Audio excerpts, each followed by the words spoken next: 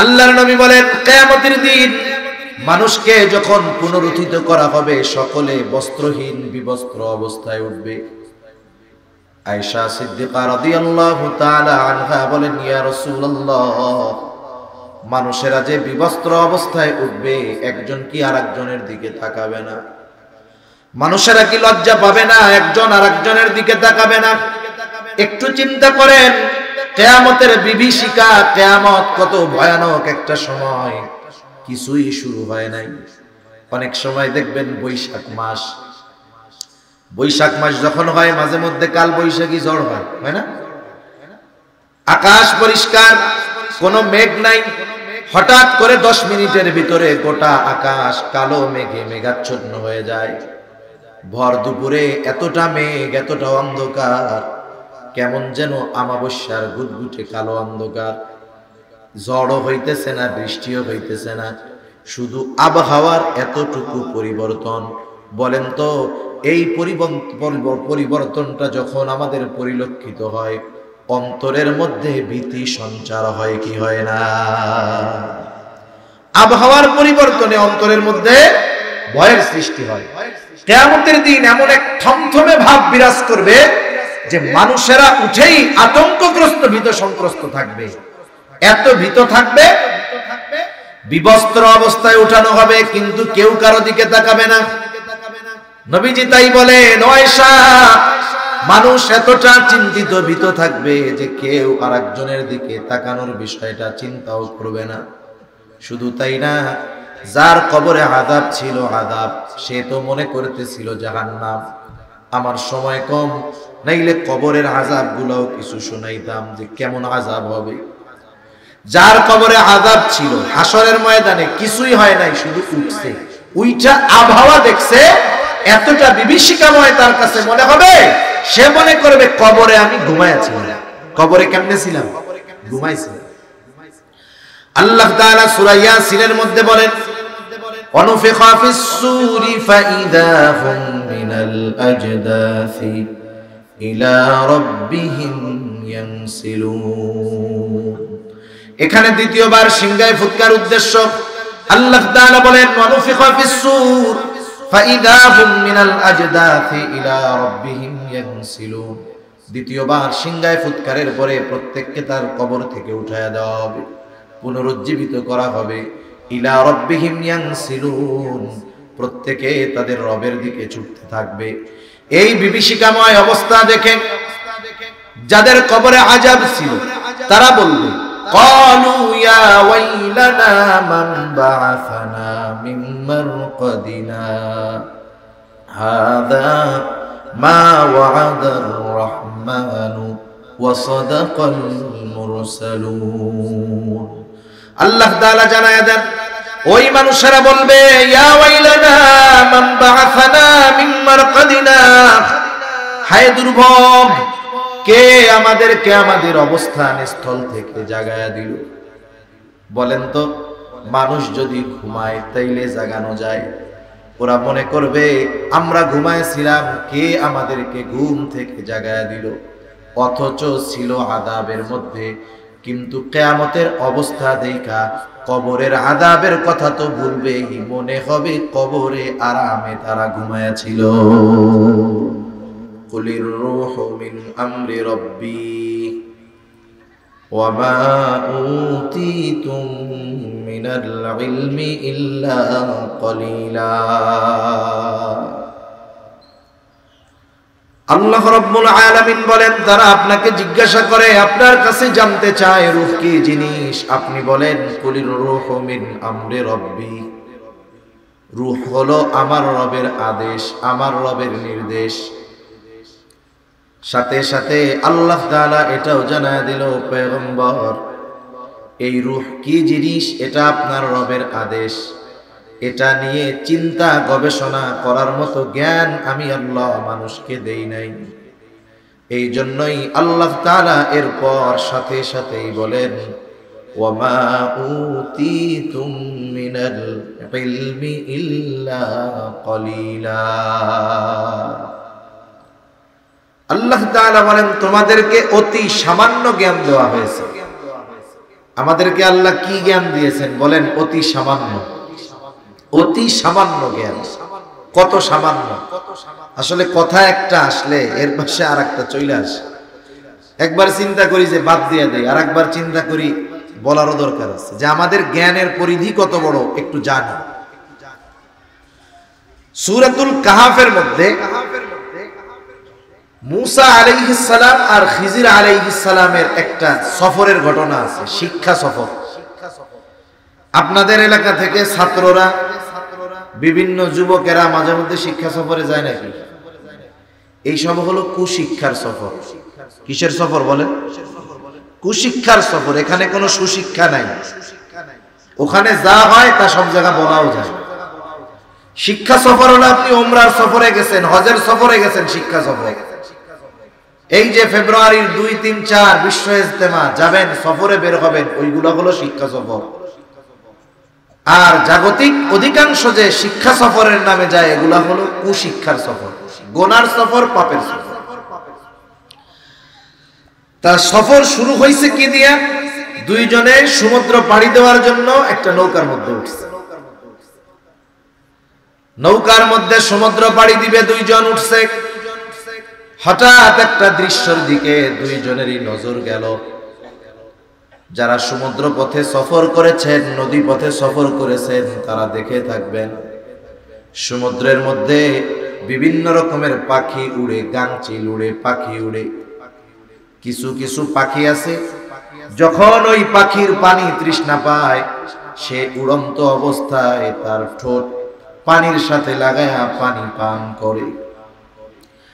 খিজির আলাইহিস সালাম মুসা আলাইহিস সালামকে ওই দৃশ্য দেখাইলেন।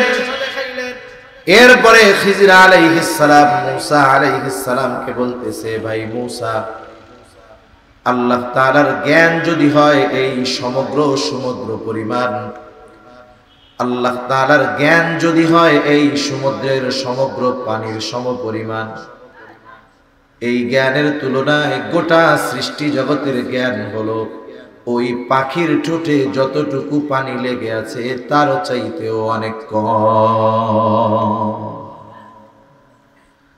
কথা বুঝেন নাই মনে হয়? বুঝতে পারছেন? তাইলে এই কথা শুনে সুবহানাল্লাহ মুখ দিয়ে বাইর হবে না তো বোবা মানুষের? জোরে বলেন সুবহানাল্লাহ। আল্লাহর জ্ঞান যদি হয় সমুদ্র পরিমাণ, গোটা সৃষ্টি জগতের জ্ঞান হইল পাখির ঠোঁটে লেগে থাকা এক ফোঁটা পানির পরিমাণ। এই জ্ঞান গোটা সৃষ্টি জগতের মধ্যে আল্লাহ বন্টন করে দিছে, তাই দুনিয়ার মানুষের ঠেলায় অস্থির। তাহলে আল্লাহ তাআলা বললেন, রূহ হলো আপনার রবের আদেশ প্রত্যাদেশ। আমার রব যেমন চিরন্তন, রবের আদেশ নিষেধ আদেশ এগুলোও চিরন্তন, রবের কথাও চিরন্তন, কালামও চিরন্তন। এই যে কোরআনুল কারীম, এটা নশ্বর নাকি অবিনশ্বর, এই বিষয় নিয়ে ইমাম আহমদ ইবনে হাম্বলের উপরে কত জুলুম অত্যাচার। তিনি বলেছেন, আমার রব যেমন চিরন্তন, রবের আদেশ, রবের কথা, এই কোরআনও তেমন চিরন্তন। যেহেতু আমার রব চিরন্তন, রূহ হইল আমার রবের আদেশ, এই রূহটাও আল্লাহ তাআলা করেছেন চিরন্তন। রূহের কোনো ধ্বংস হবে না, শুধু রূহ স্থান পরিবর্তন করবে। আল্লাহ সুবহানাহু ওয়া তাআলা হযরত আদম আলাইহিস সালাতু ওয়াস সালামের পৃষ্ঠদেশ থেকে কিয়ামত পর্যন্ত যত মানুষ আসবে, দুনিয়ায় যত মানুষ আছে, অতীতে যত মানুষ এসেছে, সব মানুষের রূহ আল্লাহ তাআলা একত্রে বাহির করেছেন। সব রূহগুলোকে একত্রে রেখেছেন যেই স্থানে, সেই স্থানের নাম হলো আলমে রূহ। তাহলে আমাদের রূহ প্রথমে যেই স্থানে ছিল সেটার নাম হলো রূহের জগৎ। এরপরে আল্লাহ রাব্বুল আলামিন মা বাবার মাধ্যমে, মায়ের রেহেমের ভিতরে একেবারে সামান্য এক ফোঁটা শুক্র কীট থেকে আল্লাহ তাআলা আমাকে আপনাকে একটা স্ট্রাকচার, একটা দেহ দিলেন। উল্লেখ করার মতো কিছুই আমার আপনার ছিল না। আল্লাহ তাআলা কোরআনুল কারীমের মধ্যে বলেন, হাল আতা আলাল ইনসানি হিনুম মিনাদ-দাহরি লাম ইয়াকুন শাইআম মাযকুরা। প্রত্যেকটা মানুষ কি এমন কিছু কাল অতিক্রম করে নাই যে তার উল্লেখ করার মতো কোনো কিছুই ছিল না। এরপরে মায়ের রেহেমের ভিতরে একটা সময় আল্লাহ তাআলা রক্তপিণ্ডে সেটাকে পরিণত করলেন। এরপরে আবার প্রসেসিং করে আল্লাহ তাআলা একটা মাংসপিণ্ডে মায়ের পেটের ভিতরে ওই এক ফোঁটা শুক্রকীটকে আল্লাহ তাআলা একটা মাংস টুকরায় তৈরি করলেন। 120 দিনের প্রসেস শেষ। এইবার আল্লাহ তাআলার নির্দেশে ফিরিস্তা মায়ের পেটের ভিতরে আইসা হাজির। ওই মরা মৃত মাংস পিণ্ডের মধ্যে আল্লাহ তাআলার আদেশে ফিরিস্তা যখন রূহ ফুঁকে দিল, মায়ের পেটের ভিতরে মরা ওই মাংসের টুকরাটা জিন্দা হয়ে গেল। এই দেহটা প্রথমে মৃত ছিল। এই দেহটা প্রথমে কি ছিল? এজন্য আল্লাহ তাআলা কোরআনুল কারীমে সূরা মুলকের মধ্যে বলেন, আল্লাযী খালাকাল মাউতা ওয়াল হায়াতা লিয়াবলুয়াকুম আইয়ুকুম আহসানু আমালা। আল্লাহ তাআলা বলেন তিনি আল্লাহ, আল্লাযী খালাকাল মাউতা ওয়াল হায়াত, যিনি মৃত্যু এবং জীবন সৃষ্টি করছেন। এই দেহ আগে মৃত ছিল, জীবিত হয়েছে কেন? রূহ দেওয়ার কারণে। কথা বুঝতেছেন তো? রূহ দেওয়ার কারণে। এই দেহের সাথে রূহ কতদিন থাকবে, কতক্ষণ থাকবে, আল্লাহ সুবহানাহু ওয়া তাআলা সব কিছু নির্ধারিত করে ফেরেশতাকে পাঠিয়ে দিয়েছেন।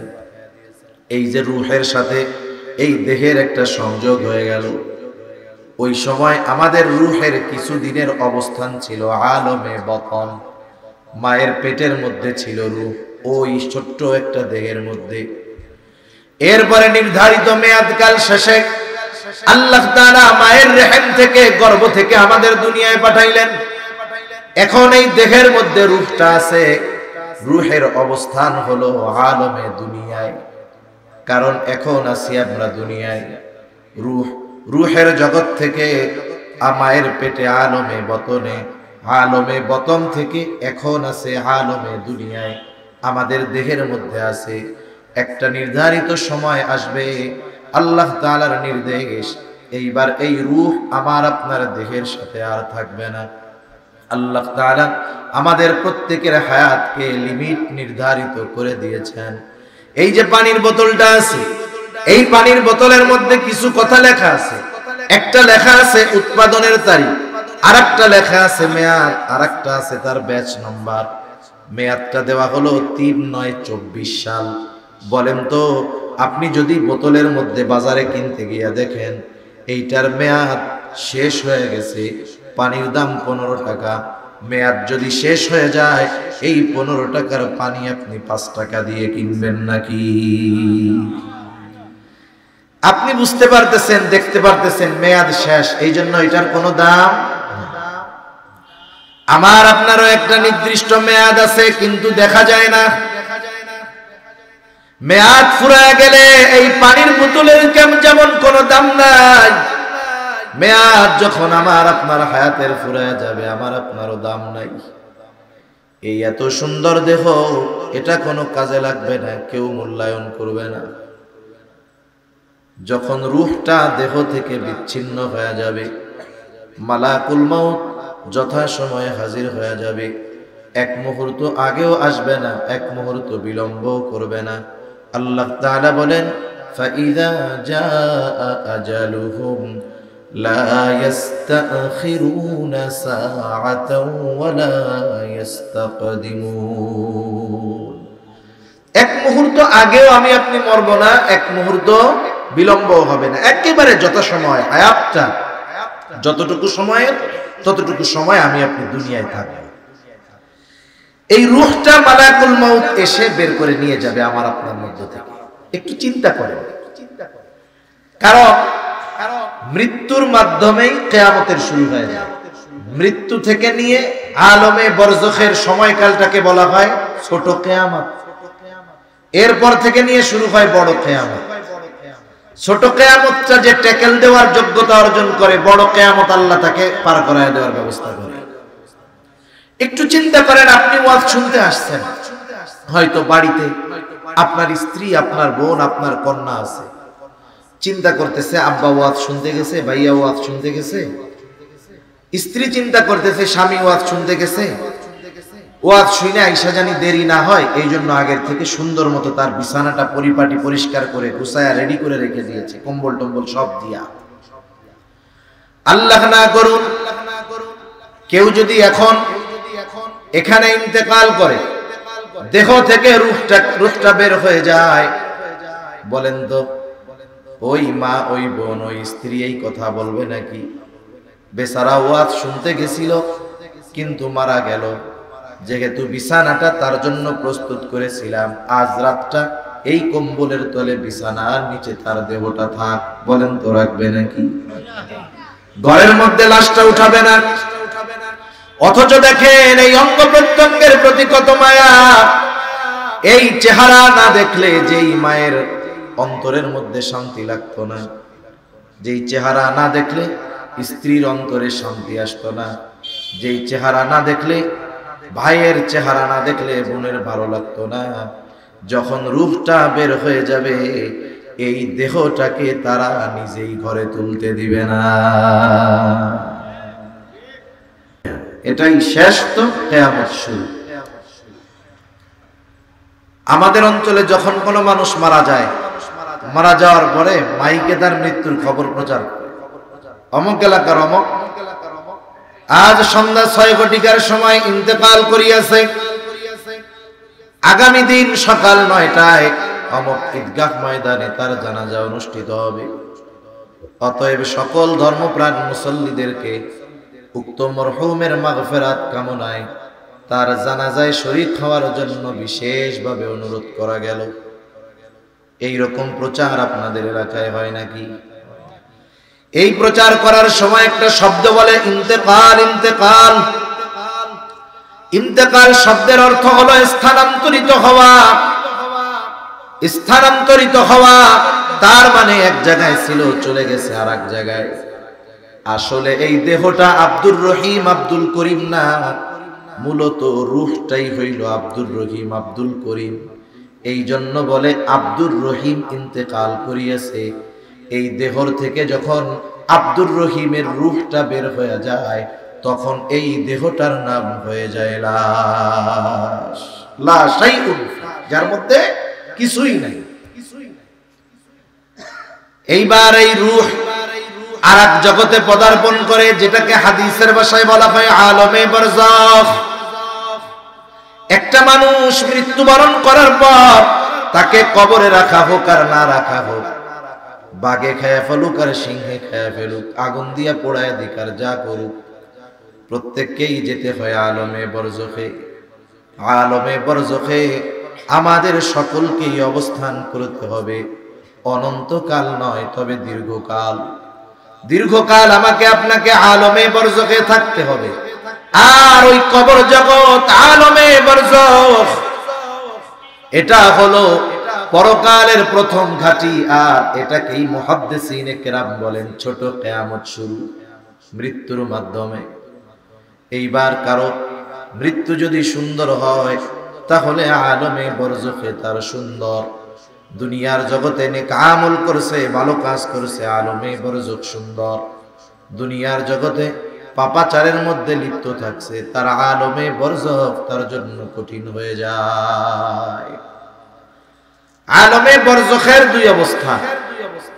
দুনিয়ায় যারা নেককার ইমানদার, তাদের কবর হবে জান্নাতের বাগান, রাউদাতুম মিন রিয়াদিল জান্নাহ। আর যারা দুনিয়ায় নেক আমল করে নাই, পাপের মধ্যে লিপ্ত ছিল, তাদের কবর হবে জাহান্নামের গর্ত। এই শাস্তিটার মাত্রা কতটুকু, বা ওই শান্তির মাত্রাটা কতটুকু? যার কবরটা জান্নাতের বাগান হবে,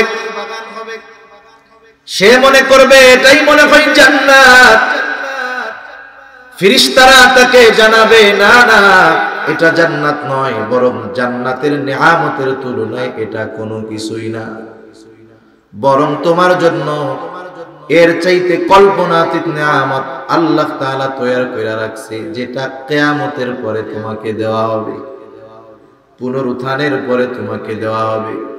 বলেন তো, আপনার কাছে একটা আছে ভালো জিনিস, আপনি যদি তার চাইতে অগণিত গুণ বেশি ভালো জিনিসের খবর পান, তাইলে এই ছোট ভালো জিনিস চাইবেন নাকি বড়টা চাইবেন? এইবার ওই কবরের বাসিন্দা বলবে, আল্লাহ, যথা দ্রুত সম্ভব আপনি কিয়ামত কায়েম করেন, আমি আমার আসল ঠিকানায় যাইতে চাই। আর যার কবরটা জাহান্নামের বাগান হয়ে যাবে, ও মনে করবে এটাই মনে হয় জাহান্নাম, কারণ এর চাইতে যন্ত্রণাদায়ক শাস্তি, কষ্টকর আর কোনো কিছুই হতে পারে না। এইবার ফেরেশতারা তাকে জানাবে, না না, এটা জাহান্নাম নয়, বরং জাহান্নামের শাস্তি এর চাইতে কল্পনাতীত কঠোর এবং কঠিন এবং কষ্টের। এই কথা শুনে ওই কবর যার জাহান্নামের গর্ত, সে এতটা ভীত সন্ত্রস্ত হয়ে যাবে, সে আল্লাহর কাছে বলতে থাকবে, আল্লাহ, কিয়ামত যেন কখনোই কায়েম না হয়। একটা বিপদে আমি আপনি আছি, বিপদ তো এমনি কষ্টের, কিন্তু সামনে যায় মনে করতেছি এই বিপদ আর থাকবে না। কিন্তু বিশ্বস্ত একজন আমারে বলল, ভাই, আপনি যেই বিপদে আছেন, সামনের বিপদের তুলনায় আপনি জান্নাতে আছেন। তখন বলেন তো, আমি কি ওই সামনের বিপদ কামনা করব, নাকি ছোট বিপদ নিয়ে কমুজাক এটাই থাক? শাস্তির তীব্রতা এত মনে করবে জাহান্নাম, কিন্তু জাহান্নামের শাস্তির কথা শুনে মনে করবে, হায় রে, এটাই ভালো। এভাবে চলতে থাকবে দীর্ঘকাল। এক সময় সিংগায় ফুৎকারের মাধ্যমে মানুষের আলমে বরজখে অবস্থানের মেয়াদকাল শেষ হবে। আল্লাহ তাআলা কোরআনুল কারীমের মধ্যে বলেন, ওয়ানুফিখা ফিস সূরি ফাসাইকা মান ফিস সামাওয়াতি ওয়া মান ফিল আরদ ইল্লা মান শাআল্লাহ সুম্মা নুফিখা ফীহি উখরা ফাইযা হুম কিয়ামুন ইয়ানজুরুন। আল্লাহ রাব্বুল আলামিন বলেন, প্রথমবার যখন সিংহায় ফুৎকার দেওয়া হবে, ফাসাহিকা মান ফিস সামাওয়াতি ওয়া মান ফিল আরদ, আসমান এবং জমিনের মাঝে যত প্রাণী আছে, যত প্রাণ আছে, সব ওই আওয়াজের তীব্রতায় অজ্ঞান হয়ে যাবে। ইল্লা মান শাআল্লাহ, তবে আল্লাহ তাআলা যা চান, যেগুলো চান সেগুলো ছাড়া। মুফাসসিরিনে কেরাম বলেন, ওই আওয়াজে প্রথমে সব মানুষেরা অজ্ঞান হবে, এরপরে তাদের মৃত্যু ঘটবে। এই মৃত্যুর মাধ্যমে দুনিয়ার জগতে মানব জাতির অবস্থানের মেয়াদকাল শেষ হবে। সর্বশেষ যেই লোকটা দুনিয়া থেকে ইন্তেকাল করবে, তাকেও কম পক্ষে 40,000 বছর আলমে বরজখে থাকতে হবে। প্রথম সিংহায় ফুৎকারের মাধ্যমে মানব জাতির এই দুনিয়ার অবস্থানের মেয়াদকাল শেষ। আল্লাহ তাআলা বলেন, সুম্মা নুফিখা ফীহি উখরা ফাইযা হুম কিয়ামুন ইয়ানজুরুন, অতঃপর পুনরায় আবার সিংহায় ফুৎকার দেওয়া হবে। এই সুম্মা অতঃপরের মধ্যে পার হবে কমপক্ষে 40,000 বছর। কত বছর জোরে বলেন?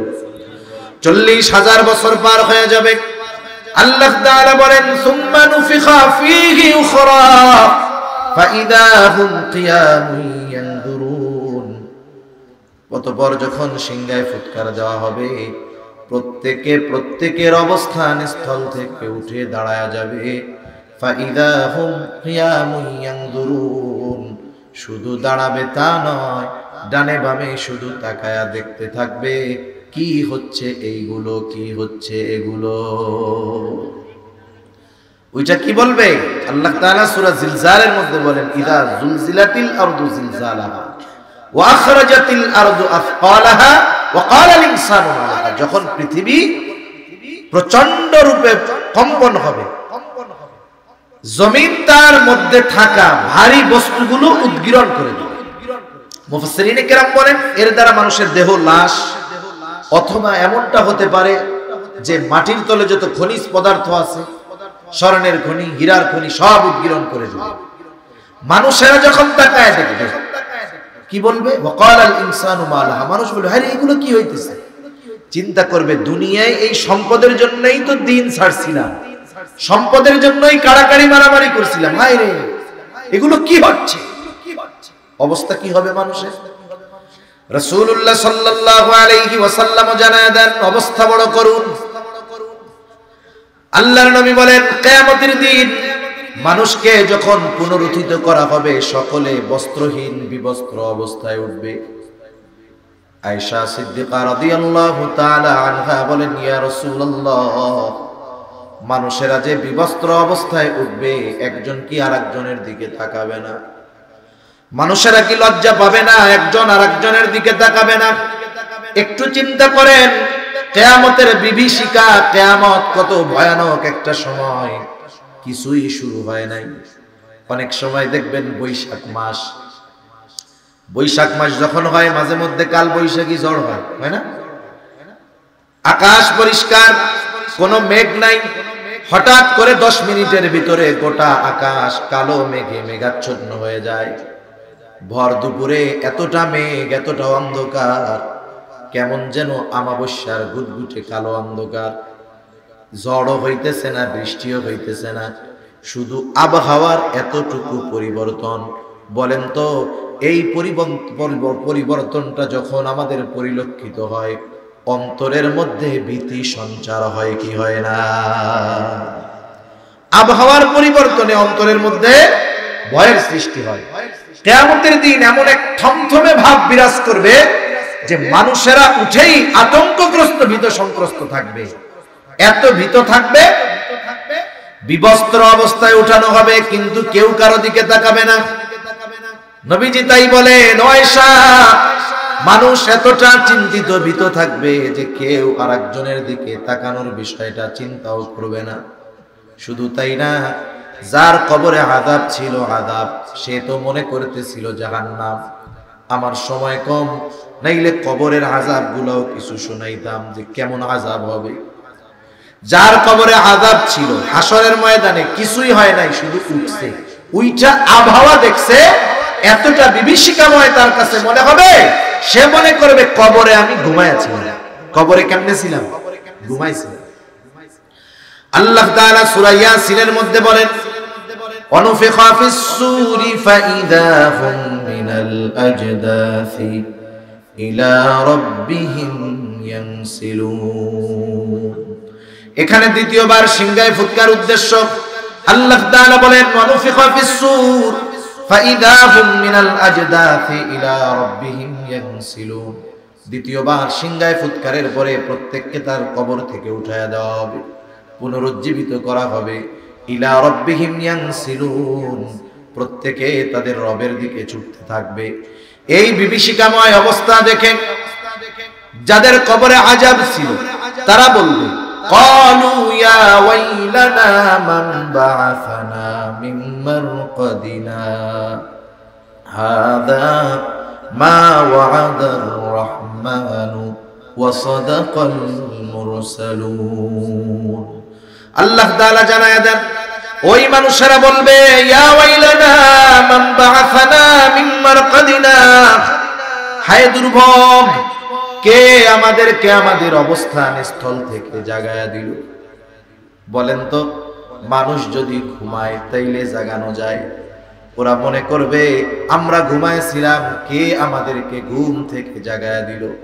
অথচ ছিল আযাবের মধ্যে, কিন্তু কিয়ামতের অবস্থা দেখা কবরের আযাবের কথা তো ভুলবেই, মনে হবে কবরে আরামে তারা ঘুমায়াছিল। মানুষ যখন বড় বিপদে পড়ে তখন ছোট বিপদ মনে হয় আরামেই ছিল, ঠিক না? এইবার মুমিনরা অথবা ফেরেশতারা তাদের এই কথার জবাবে বলবে হাদা মা ওয়া'আদার রহমান, এটাই হলো দয়াময় রহমানের সেই প্রতিশ্রুত দিবস, দয়াময়ের সেই প্রতিশ্রুত দিবস, যেই দিবসের সত্যায়ন রাসূলগণ করেছেন। ওয়া সাদাকাল মুরসালুন, রাসূলগণ যেই দিবসের সত্যায়ন করেছে এই দিবসের এক নাম হলো ইয়াউমুল কিয়ামা। এই দিবসের এক নাম হলো ইয়াউমুল হাসর, কারণ হাসর একত্রিতকরণ দিবস। ওই দিন পৃথিবীর শুরু থেকে নিয়ে শেষ পর্যন্ত যত মানুষ এসেছে তাদের সকলকে একত্রিত করা হবে। ওই দিবসের এক নাম হলো ইয়াউমুল জাযা, প্রতিদান দিবস। কারণ মানুষের পূর্ণ প্রতিদান আল্লাহ তাআলা কিয়ামতের দিন দিবে। দুনিয়ায় একটা মানুষ যত ভালো কাজ করুক না কেন, আল্লাহ তাআলা ওই ভালো কাজের পূর্ণ প্রতিদান দুনিয়ায় দেন না। একটা মানুষ দুনিয়ায় যত মন্দ কাজ করুক না কেন, আল্লাহ তাআলা তার ওই মন্দ কাজের পূর্ণ প্রতিদান দুনিয়ায় দেন না। ভালো কাজের পূর্ণ প্রতিদান, মন্দ কাজের পূর্ণ প্রতিদান আল্লাহ তাআলা দিবেন ওই কিয়ামতের দিন। ওই দিনটার আরেক নাম হলো ইয়াউমুল জাযা, অর্থাৎ প্রতিদান দিবস। যদি আল্লাহ কিয়ামত কায়েম না করত, তাইলে মুমিনদের উপরে বেইনসাফি করা হইত। মুমিনদের উপরে বেইনসাফি করা হইত। আল্লাহ তো বেইনসাফি করেন না। এজন্য কিয়ামত কায়েম কইরা দুনিয়ায় মুমিনের ভালো কাজের প্রতিদান দিবে। কিয়ামত কায়েম করে মৃত্যুর মাধ্যমে কিয়ামতের দিকে আমাদের নিয়ে ওই কিয়ামতের দিন আল্লাহ তাআলা দুনিয়ায় যারা মন্দ কাজ করেছে, বেঈমান, তাদের কর্মের পূর্ণ প্রতিদান আল্লাহ তাআলা দিবেন। এজন্য আল্লাহ তাআলা জানায় দেন, কুল্লু নাফসিন যায়িকাতুল মাউত, প্রত্যেকটা মানুষকে মৃত্যুর স্বাদ আস্বাদন করতেই হবে। কেন মৃত্যু? আল্লাহ তাআলা বলেন, মৃত্যুর মাধ্যমে তোমাদেরকে আমি একত্রিত করব, কিয়ামতের দিন সবাইকে জমা করব। ও আল্লাহ, কেন জমা করবেন? আল্লাহ তাআলা বলেন, ওয়া ইন্নামা তুওয়াফাউনা উজুরাকুম ইয়াউমাল কিয়ামা, কারণ ওই কিয়ামতের দিন প্রত্যেককে তার কর্মের পূর্ণ প্রতিদান আমি আল্লাহ দিয়ে দিব। ওই দিনের বিচারক কে? জোরে বলেন তো, আরো আস্তে কোন কে? আল্লাহ। দুনিয়ার বিচারক তো টাকা পয়সা খাইয়া পার্সিয়ালিটি করে। আল্লাহ তাআলা কি করবে? কেমন বিচার করবে আল্লাহ? আল্লাহ তাআলা কোরআনুল কারীমের মধ্যে বলেন, وَنَضَعُ الْمَوَازِينَ الْقِسْطَ لِيَوْمِ الْقِيَامَةِ فَلَا تُظْلَمُ نَفْسٌ شَيْئًا وَإِنْ كَانَ مِثْقَالَ حَبَّةٍ مِّنْ خَرْدَلٍ أَتَيْنَا بِهَا كَفَى بِنَا حَاسِبِينَ। আল্লাহ তাআলা বলেন, আমি কিয়ামতের দিন ন্যায় বিচারালয় প্রতিষ্ঠা করব, ন্যায় বিচারের আদালত কায়েম করব আমি আল্লাহ। কারণ আল্লাহ হলেন মালিক ইয়াউমিদ্দিন। আল্লাহ তাআলা হলেন বিচার দিবসের একচ্ছত্র অধিপতি হলেন আল্লাহ। ওই দিনের বিচারক তিনি।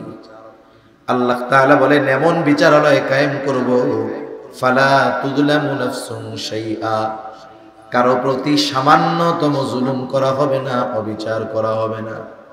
এমনটা হবে না কর্ম নাই কিন্তু বিচার করছি, তা না। আমি কিয়ামতের দিন শুধু অপরাধীকে হাজির করব তা নয়, সাথে সাথে তার অপরাধগুলোকেও আমি আল্লাহ হাজির করব। ওয়া ইন কানা মিসকালা হাববাতিন মিন খারদালিন আতাইনা বিহা, সে যদি দুনিয়াতে সরিষা দানা পরিমাণ কোন আমল করে, আতাইনা বিহা, ওইটা সহ আমি আল্লাহ তাকে হাজির করি। সুবহানাল্লাহ বলেন। হযরত লোকমান তার ছেলেরে উপদেশ দিচ্ছে, ইয়া বুনাইয়া ইন্নাহা ইন তাকু মিসকালা হাববাতিন মিন খারদালিন ফাতাকুন ফি সখরাতিন আও ফিস সামাওয়াতি আও ফিল আরদি ইয়াতি বিহাল্লাহ ইন্নাল্লাহা লাতীফুন খাবীর।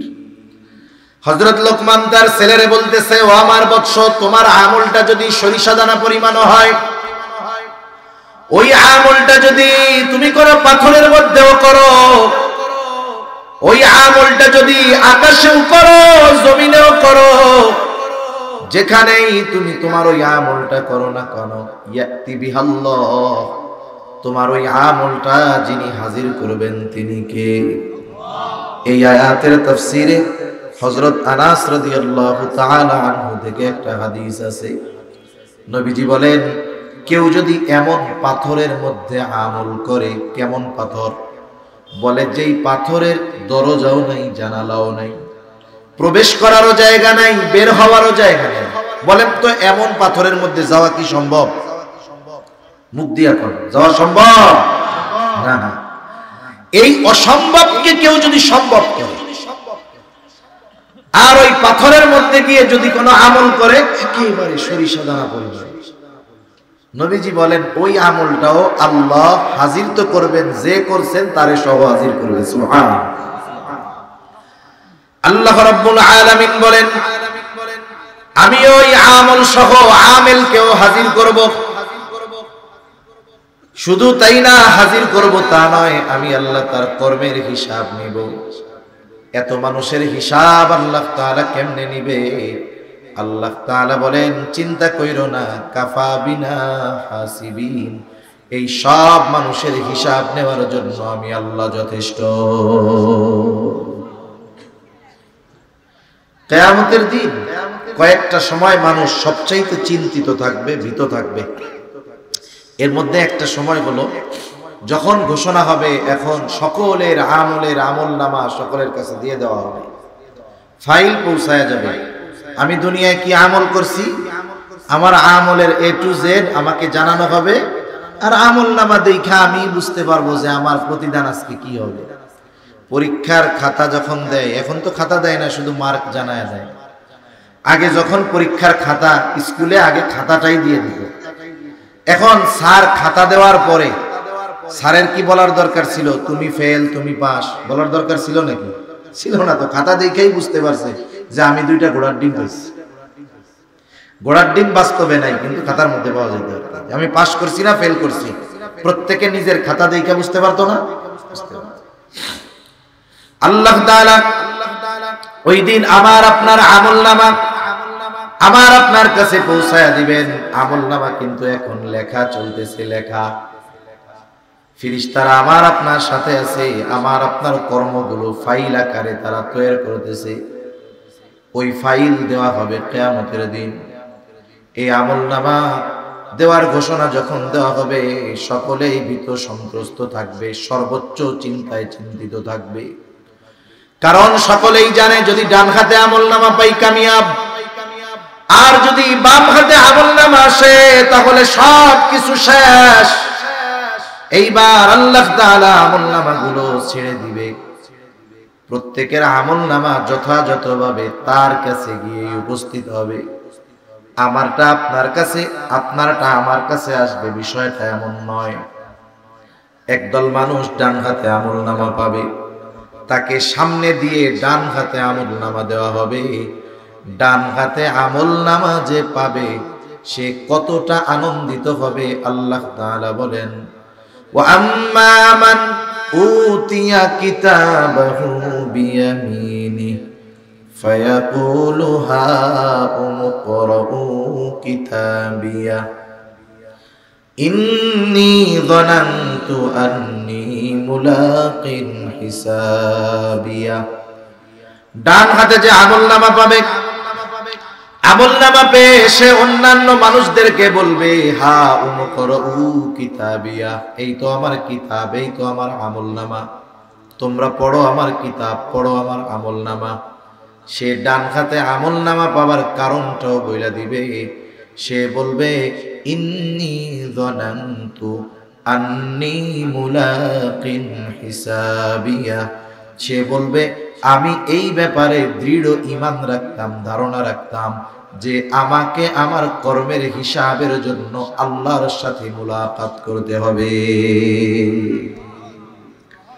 ওই বিশ্বাস ছিল তার দুনিয়ায়, যে আমি দুনিয়ায় যেই কর্ম করতেছি, দুনিয়ার মানুষের চোখ ফাঁকি দেওয়া যাইতে পারে, কিন্তু এই কর্মের হিসাবের জন্য আল্লাহর সামনে আমাকে দাঁড়াতে হবে।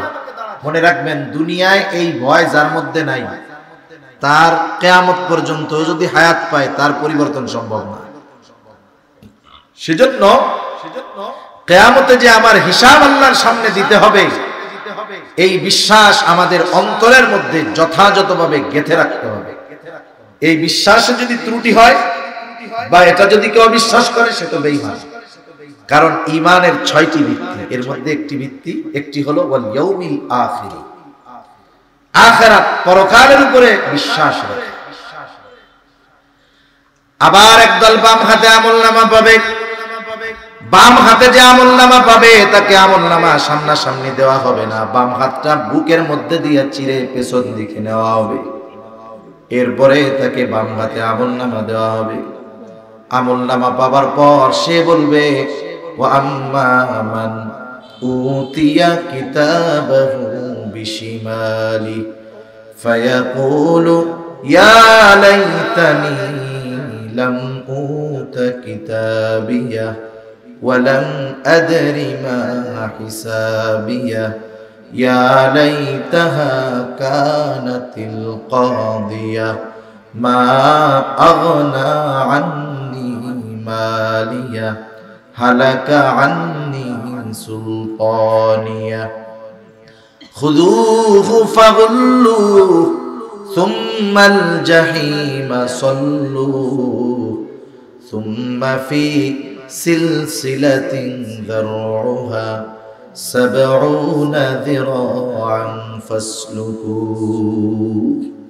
বাম হাতে আমলনামা পায়া সে বলবে ইয়া লাইতানি লাম উতা কিতাবিয়া, হায় দুর্ভোগ, আমি যদি এই আমলনামা না পাইতাম, ইয়া লাইতানি লাম উতা কিতাবিয়া, আমি যদি এই কিতাব না পাইতাম কতই না ভালো হতো। শুধু তাই না, আমলনামা যখন সকলের হাতে পৌঁছায় যাবে, আমলনামা যেই ভাষাতেই লেখা হোক না কেন, ওই মানুষটা দুনিয়ায় মূর্খ হোক না কেন, প্রত্যেককে তারা আমলনামা পড়বার যোগ্যতা যিনি দান করবেন তিনি কে? আমলনামা হাতে পৌঁছায় যাবার পরে আল্লাহ তাআলা বলবেন ইকরা কিতাবাক কাফা বিনাফসিকাল ইয়াওমা আলাইকা হাসিবা, তুমি পড়ো তোমার কিতাব, তুমি পড়ো তোমার আমলনামা, তোমার নিজের হিসাবের জন্য তুমি নিজেই যথেষ্ট। পরীক্ষার সময়, রেজাল্ট দেওয়ার সময় খাতা হাতে দিয়া স্যার যেমন বলতো প্রত্যেকের খাতা দেখো কি লেখছো, যে পাস করছে সে আনন্দিত হয়, আর যে ফেল করছে সে ব্যথিত হয়, লজ্জিত হয়, আফসোস করে বলে আহারে এই জায়গায় কেন যে ভুলে মাইনাস দিছিলাম, প্লাস দিলেই তো অঙ্কটা হয়ে যাইত। ওই বাম হাতে আমলনামা পাওয়া লোকটা বলবে ইয়া লাইতানি লাম উতা কিতাবিয়া, হায় দুর্ভোগ, আমি যদি এই কিতাবটা না পাইতাম। ও তো পড়তে পারবে, পড়া আফসোসের সাথে বলবে মালি হাদাল কিতাব লা ইউগাদিরু সাগীরাতান ওয়ালা কাবীরাতান ইল্লা আহসাহা। কেমন আজীব কিতাব, যে ছোট বড় একটা বিষয় বাদ যায় না, যেটা আমার মনে নাই ওইটাও আল্লাহ তাআলা লেখা রাখতেছে, কিয়ামতের দিন দেখা যাবে কি করছিলাম আমি। এইবার ওই বাম হাতে আমলনামা পাওয়া লোকটা বলবে আমি যদি এই কিতাব না পাইতাম কতই না ভালো হতো, ওয়ালাম আদরি মা হিসাবিয়া, আমি যদি আমার এই হিসাবটা না জানতাম কতই না ভালো হতো, ইয়া লাইতাহা কানাতিল কাদিয়া, হায় রে আমার যদি ওই প্রথম মৃত্যুটাই চূড়ান্ত মৃত্যু হইতো কতই না ভালো হইতো, আমি যদি ওই সময় নিঃশেষ হয়ে যাইতাম কতই না ভালো হইতো। শুধু তাই না, আল্লাহ তাআলা হাসরের ময়দানে কিয়ামতের দিন শুধু যে মানুষের বিচার আচার করবে তা নয়, দুনিয়ায় যদি কোনো সবল প্রাণী দুর্বল প্রাণীর উপরে জুলুম করে আল্লাহ তাআলা সেই দিন সেই প্রতিশোধ নেওয়া দিবে। হাসরের দিন ওই দুর্বল প্রাণীটা সবল প্রাণীর উপর প্রতিশোধ নিবে। যখন বিচার আচার হয়ে যাবে, এই সমস্ত চতুষ্পদ জানোয়ারে আল্লাহ তাআলা তাদেরকে বলবেন মাটি হয়ে যাও, এইবার সব প্রাণী মাটি হয়ে যাবে। কাফেররা যখন এই দৃশ্য দেখবে আফসোস করে বলবে ওয়ায়াকুলুল কাফিরু ইয়া লাইতানি কুনতু তুরাবা, হায় দুর্ভোগ, আমরাও যদি এদের মতো মাটি হয়ে যাইতাম কতই না ভালো হতো। বলেন তো ওই কিয়ামতের দিন মানুষ বিভিন্ন বিষয়ে আফসোস করবে ঠিক, কিন্তু ওই দিন কারো কিছু করার থাকবে নাকি? কিছুই করার থাকবে না। এজন্য ওই কঠিন বিভীষিকাময় কিয়ামতের ময়দানে যেন আমাদেরকে ধরা পড়ে যেতে না হয়, এজন্য এই দুনিয়ায় প্রস্তুতি গ্রহণ করার দরকার আছে না নাই? আছে। মনে রাখবেন, ডান হাতে আমলনামা যদি পাওয়া যায় তাহলে তো পাস, আর ডান হাতে আমলনামা পাবার অন্যতম শর্ত হলো আমাকে আপনাকে কিয়ামতের প্রতি দৃঢ় বিশ্বাসী হতে হবে। সাথে সাথে এই চিন্তা সব সময় অন্তরে রাখতে হবে, আমি গুনাহ যেখানেই করি না কেন, আমার এই কর্মের হিসাব দুনিয়ার কারো কাছে না দেওয়া লাগলেও কার কাছে দিতে হবে? জোরে বলেন, আল্লাহর কাছে দিতে হবে। তাহলে কি হবে? ওই কিয়ামতের দিনটা মুমিনের জন্য আসান করে দিবে আল্লাহ, সহজ করে দিবে। আর যারা দুনিয়ায় নেক কাজ করলো না, ভালো কাজ করলো না, এদের জন্য ওই দিনটা তো দীর্ঘ এক দিন হবে। আল্লাহ তাআলা বলেন ইয়াউমান কানা মিকদারুহু 50000 সানা, ওই দিনের এক একটা মেয়াদ হবে দুনিয়ার 50,000 বছরের সমান। ওই দিনের অবস্থা কি হবে? আজকে সূর্য 9 কোটি 30 লক্ষ মাইল দূরে, 9 কোটি 30 লক্ষ মাইল দূরে। সূর্যের আলো, সূর্যের যেই দিকটা শীতল সেই দিকটা পৃথিবীর দিকে দেওয়া, গরম দিকটা উপরের দিক। ওই শীতল দিকের তাপমাত্রা এত বেশি, গরমের সময় কি কষ্ট হয় এটা তো আমরা টের পাই। আরব দেশে কত কষ্ট হয়। 9 কোটি 30 লক্ষ মাইল দূর থেকে সূর্যের আলো সরাসরি দুনিয়ায় আসে না। তাআলা সূর্যের আলোকে বিভিন্নভাবে প্রসেস করেন, ফিল্টারিং করেন।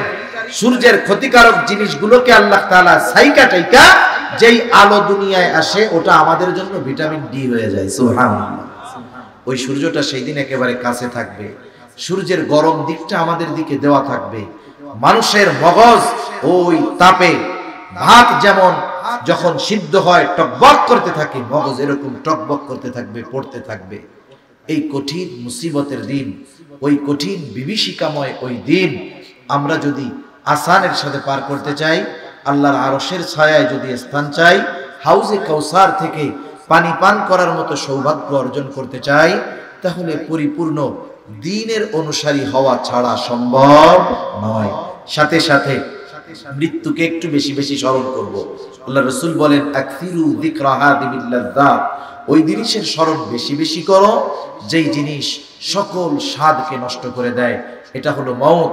এই মওতের কথা যখন স্মরণ হবে, আমার পরকালের কথাগুলো বারবার রিমাইন্ড হবে, স্মরণ হবে, মনে থাকবে।